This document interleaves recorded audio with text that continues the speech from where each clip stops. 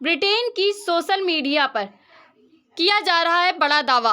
कहा जा रहा है कि ईरान के सर्वोच्च नेता चले गए हैं कोमा में, परंतु कुछ ही घंटों के बाद ईरान के सर्वोच्च नेता ने दिया बड़ा संदेश। इससे एक तरीके से अंतर्राष्ट्रीय स्तर पर हलचलें मच चुकी हैं और देखा जाए जो देश उन पर हमला करना चाहते थे वो भी असंतुष्ट हो चुके हैं। तो ये अफवाहें क्यों उड़ाई गई, क्या सच में वो कोमा में गए, जानते हैं आगे हम वीडियो में।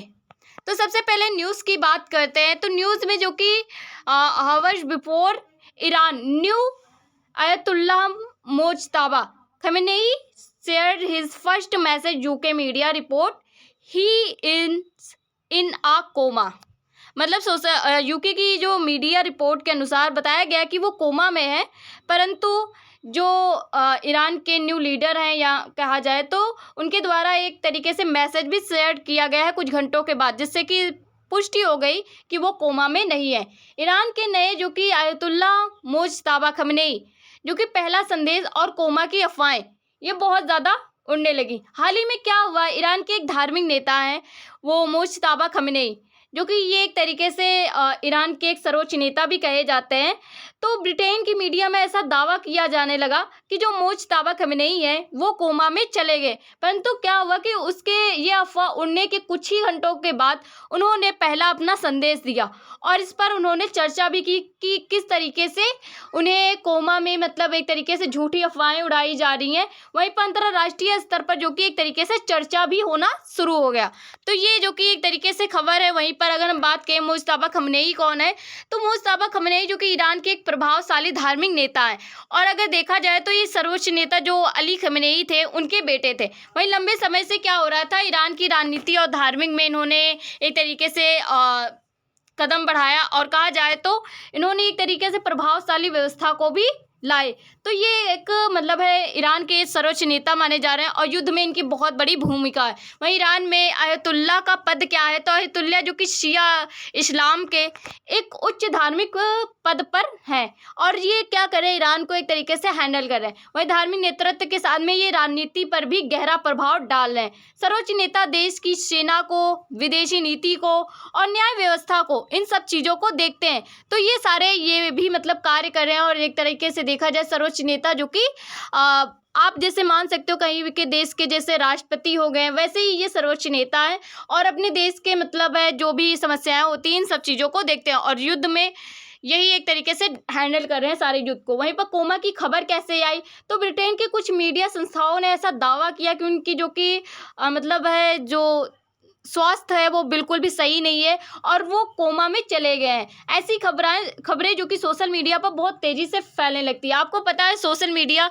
पर अगर आप है कुछ भी डालते हो, अगर वो सच में मतलब है थोड़ी सी ऊट पटांग है या कहा जाए तो वो वायरल होने लगती है। तो वैसे ही ये भी खबर बहुत ज़्यादा वायरल होने लगी। अगर हम बात करें तो ईरान और इस समय इजराइल अमेरिका के बीच में जो चल रहे युद्ध से बहुत ज़्यादा अंतर्राष्ट्रीय स्तर पर इनकी खबरों को जो कि बहुत ज़्यादा है लोग सुनते हैं, तो ये भी एक तरीके से मतलब वायरल हो गई और देखा जाए तो इससे ईरान और राजनीति को लेकर के अटकलें बहुत ज़्यादा और ज़्यादा बढ़ गई। ऐसा लगने लगा कि सच में क्या कोमा में चले गए, इससे क्या होगा, युद्ध पर क्या प्रभाव पड़ेगा।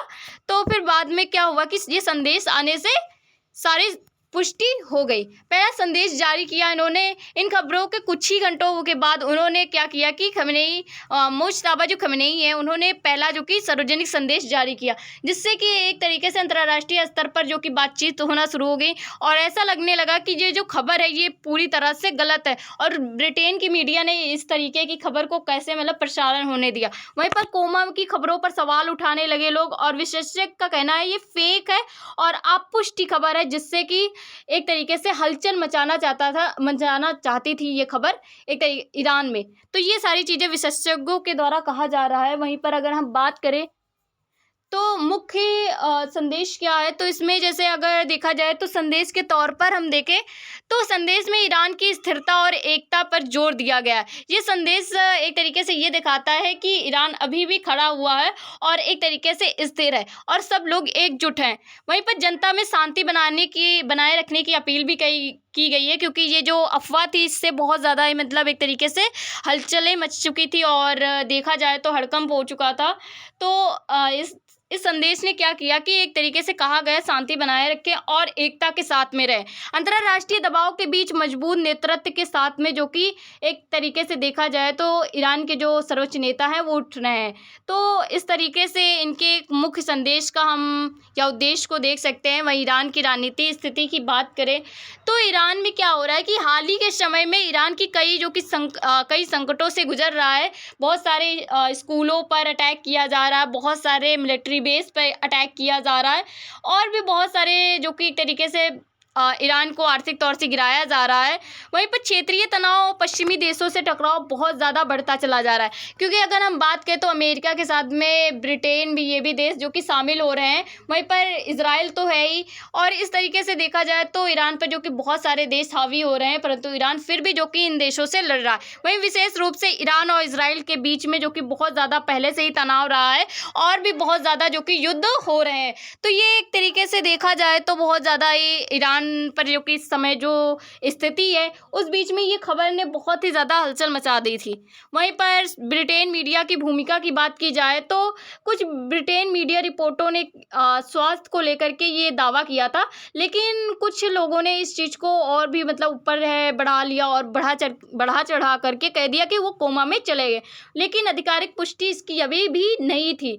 परंतु ये सोशल मीडिया पर पूरी तरह से वायरल हो गई थी। बाद में क्या हुआ, सोशल मीडिया विश्वसनीयता पर सवाल उठने लगे कि सोशल मीडिया क्या है, जो सच्चाई को बताती है, जो मीडिया है सच्चाई को बताती है। परंतु क्या हुआ कि जो इस तरीके की अगर खबर लेकर के आती है तो इससे विश्वास कम होता है मीडिया के प्रति। तो ऐसे जो कि एक तरीके से सवाल उठाए जाने लगे मीडिया के ऊपर ब्रिटेन की। वहीं पर सोशल मीडिया की बात की जाए तो सोशल मीडिया पर तो खबरें जो कि तेज़ी से वायरल होने लगती हैं, बिना अच्छी हो चाहे बुरी हो वो खबरें वायरल होने लगती हैं।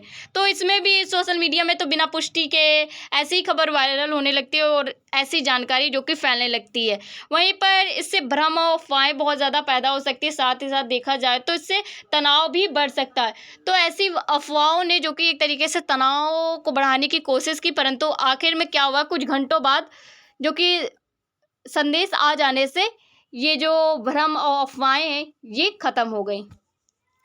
वहीं पर अंतर्राष्ट्रीय प्रतिक्रिया की बात करें तो बहुत सारे देशों ने इस खबर पर नज़र रखी कि क्या सच में जो कि ये हुआ, क्योंकि बहुत सारे देशों को लगा कि शायद अब इस युद्ध का अंत होगा, या फिर देखा जाए तो बहुत सारे जो देश ईरान पर हमला करना चाहते थे वो भी संतुष्ट हो चुके थे कि अब तो ईरान पर कब्जा हो जाएगा। परंतु इस संदेश ने उनके एक तरीके से असंतुष्ट हो गए और एक तरीके से देखा जाए तो उनके जो प्लान है उस पर एक तरीके से पानी भी फिर गया।